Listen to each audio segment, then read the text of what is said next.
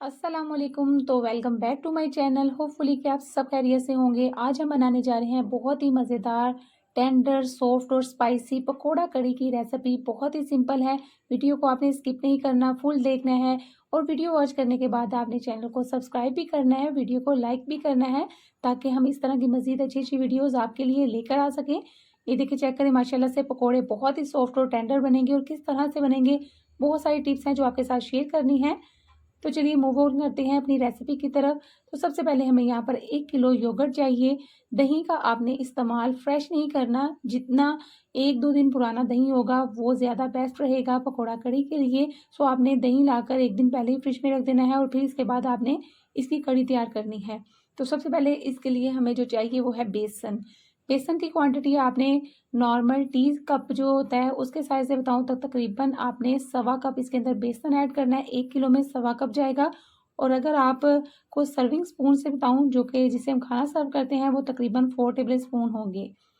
तो ये मेजरमेंट आपने याद रखनी है। इसी तरीके से आपने इसकी जो कड़ी है वो तैयार करनी है। तो चलिए इसको हम ब्लेंड करते हैं अच्छी तरह से, बेसन और दही को।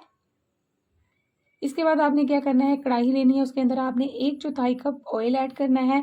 चाहे तो आप घी भी इस्तेमाल कर सकते हैं, लेकिन मैं वेजिटेबल ऑयल का इस्तेमाल कर रही हूँ। अब इसके अंदर आपने 1 टेबल स्पून जो है वो अदरक, लहसुन और ग्रीन चिली का पेस्ट ऐड कर देना है। इसको आपने 1 मिनट के लिए फ्राई करना है ऑयल के अंदर।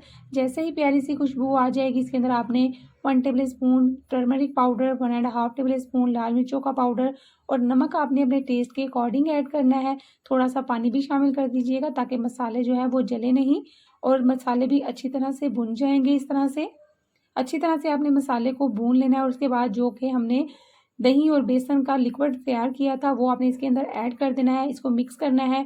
इसके बाद आपने तकरीबन 1.5 लीटर मज़ीद इसके अंदर पानी ऐड करना है। इसको आपने पतला बनाना है। और इसके बाद पानी इसलिए ऐड करना है कि इसको हमने मज़ीद 1.5 घंटा जो है वो कुक करना है मीडियम फ्लेम पर, ताकि हमारी कड़ी जो है वो अच्छी सी तैयार हो जाए और इसके अंदर बेसन की जो स्मेल है वो ख़त्म हो जाएगी। जैसे ही अच्छा सा बॉयल आ जाएगा तो आपने इसको कवर कर देना है। कवर करते वक्त आपने ये बात ज़हन में रखनी है कि इसको आपने पूरा कवर नहीं करना, बल्कि बीच में थोड़ी सी स्पेस छोड़नी है ताकि इसकी जो स्टीम है वो निकलती रहे साथ साथ। चलें जी, जैसे ही हमारी कड़ी तैयार होती है, साथ साथ हम पकोड़े भी बना लेते हैं। और पकोड़ों के लिए बहुत ही सिंपल सी रेसिपी है। डेली जो हम घर में आम रूटीन में पकोड़े बनाते हैं, वैसे ही आपने मिक्स का मसाला तैयार करना है। 2 प्याली आपने बेसन लेना है। इसके अंदर आपने वो आलू ऐड कर देने हैं। 1 अदद आलू जाएगा जिसको हमने फाइन चॉप कर लिया था। इसके अंदर सब्ज़ मिर्चें भी आपने ऐड कर देनी है। धनिया और ज़ीरा आपने साबुत इसके अंदर ऐड करना है। थोड़ी सी अजवाइन भी आपने इसके अंदर ज़रूर ऐड करनी है। इससे बहुत ही अच्छा सा फ्लेवर भी आएगा। कसूरी मेथी भी थोड़ी सी फ्लेवर के लिए ऐड कर सकते हैं। पालक भी आपने इसके अंदर ऐड करनी है। और नमक और मिर्च की क्वांटिटी आपने अपने टेस्ट के अकॉर्डिंग ऐड करनी है। जितना स्पाइसी आप खाना खाते हैं उस हिसाब से आपने इसके अंदर स्पाइसेस ऐड करनी है। रेसिपी बहुत ही सिंपल है और खाने में तो बहुत ही लजीज बनेगी। जो यंगस्टर्स हैं जिनको खाना बिल्कुल भी नहीं बनाना आता, वो भी इस रेसिपी को ट्राई करेंगे। इंशाल्लाह बहुत ही मज़ेदार बनेगी। आपकी फैमिली मेम्बर्स को बहुत ही ज़्यादा पसंद आएगी। इसको मज़ीद अच्छा और मज़ेदार और टेस्टी और फ्लफ़ी बनाने के लिए इसके अंदर हमने 1/4 टीस्पून जो है वो ऐड किया है बेकिंग सोडा। बेकिंग सोडा आपने ऐड करना है फ्राई करने से थोड़ी देर पहले।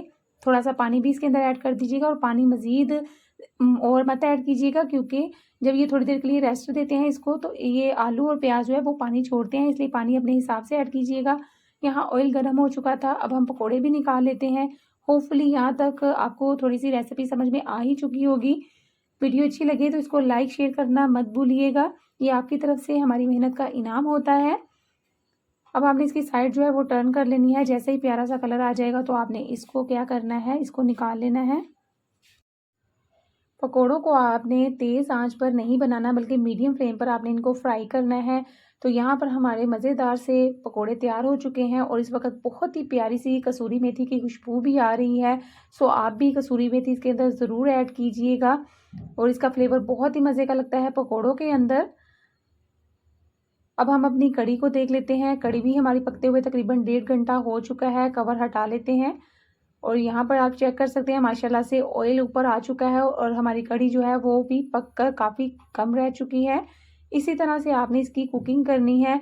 इसकी निशानी ये होती है कि जब ये अच्छी तरह से पक जाती है तो इसके ऊपर ऑयल आना शुरू हो जाता है।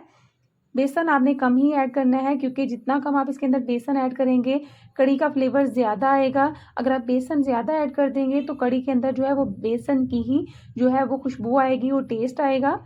तो यहाँ पर पकोड़े इसके अंदर मैंने ऐड कर दिए हैं। पकोड़े ऐड करने के बाद आपने मज़ीद इसको 5 से 10 मिनट के लिए कुक करना है। इस पॉइंट पर आपने नमक चेक कर लेना है, अगर आपको कम लगे तो मज़ीद ऐड कर लीजिएगा, जैसा कि यहाँ पर मैं भी ऐड कर रही हूँ। इसको आप राइस के साथ सर्व कर सकते हैं, इसको आप नान के साथ भी सर्व कर सकते हैं। बहुत ही ज़बरदस्त कॉम्बिनेशन है राइस के साथ इसका। So do try it out. और अब हम इसका जो है वो तड़का तैयार कर लेते हैं। और तड़का बनाने के लिए इसके लिए हमने क्या करना है, ऑयल को हमने गर्म कर लिया था और इसके बाद हमने इसके अंदर 1.5 टेबल स्पून ज़ीरा ऐड किया है। ज़ीरा ऐड करने के बाद आपने इसके अंदर चंद कड़ी लीव्स ऐड कर देने हैं और जैसे ही ये हल्के से कड़कड़ा जाएँ तो आपने इसको कड़ी के अंदर जो है वो शामिल कर देना है। यहाँ पर चेक करें, इसकी आवाज़ बहुत ही ज़बरदस्त है, खाने में तो बहुत ही लजीज है और इसकी खुशबू इस वक्त फैल गई है पूरे किचन में।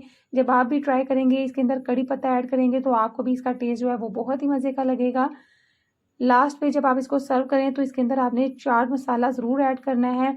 होपफुली आपको रेसिपी पसंद आई होगी। पसंद आए तो वीडियो को लाइक शेयर करना मत भूलिएगा। अपना और अपनी फैमिली का बहुत सारा ख्याल रखिएगा। Take care, bye bye and अल्लाह हाफिज़।